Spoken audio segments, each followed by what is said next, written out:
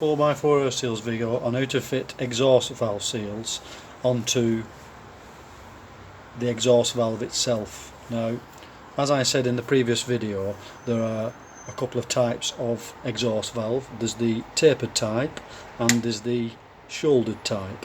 So please make sure before installing the seal kit that you've got the right seal kit for the particular exhaust valve you have on your vehicle. In this instance we are using a tapered type. So the tools I use for fitting the seals are super glue, 6-inch ruler, scriber and wire brush or wire wool, and the adhesive comes in the kit.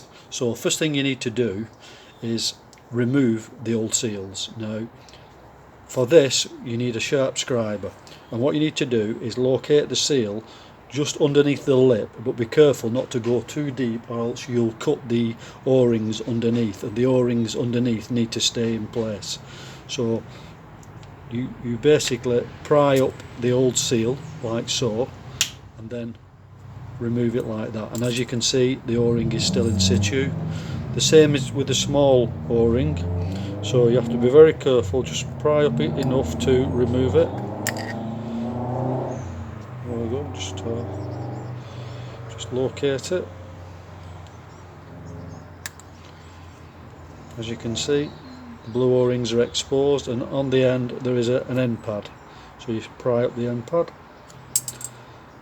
and that's the 3 seals removed. Now this particular exhaust valve is in good condition with no corrosion, but you can get them with this type of condition, as you can see, very oxidized, so you'll have to use wire wool and a wire brush to clean all this up.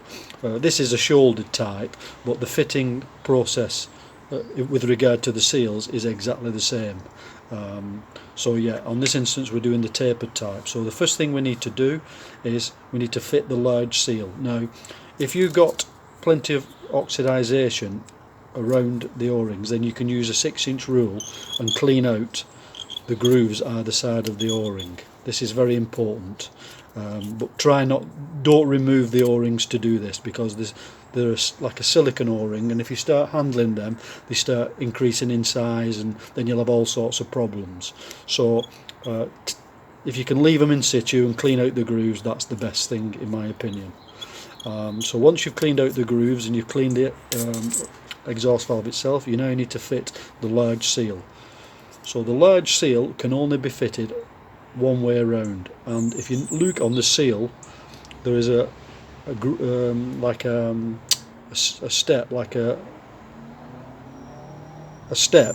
that locates on the back of the O-ring. So to install it, you locate at one point on the circumference, and then you work the seal all the way around.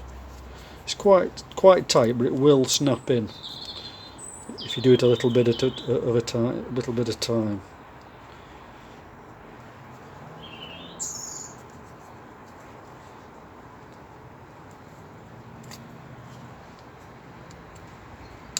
There you go, you can hear it snap in. And to locate the seal properly, you could just roll it on a flat surface, which will locate the seal, and then that seal is fitted. The next seal we need to fit is the small seal.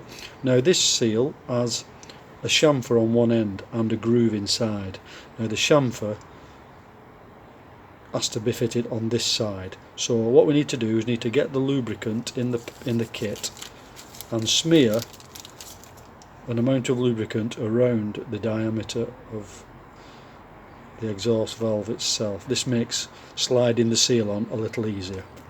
So get your small seal with the chamfer on the right side, and basically fit it onto the end of the exhaust valve, and at this point place it onto the bench and then work the seal over the larger diameter until it locates on the blue O-ring.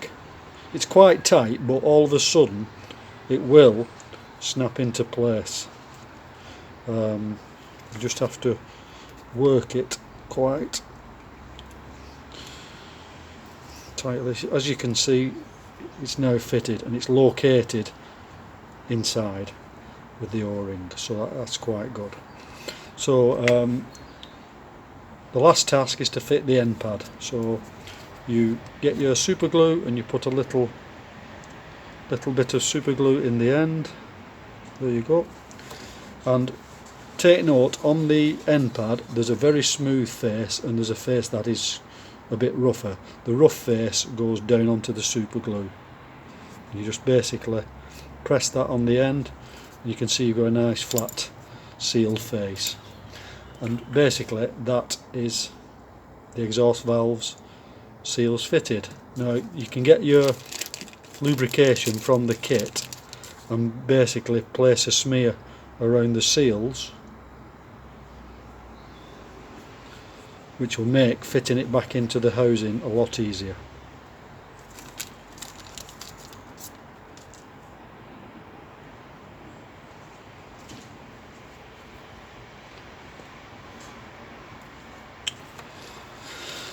The next video will be showing you how to fit the exhaust valve back into the housing itself. If you like this video, please like, tag and share.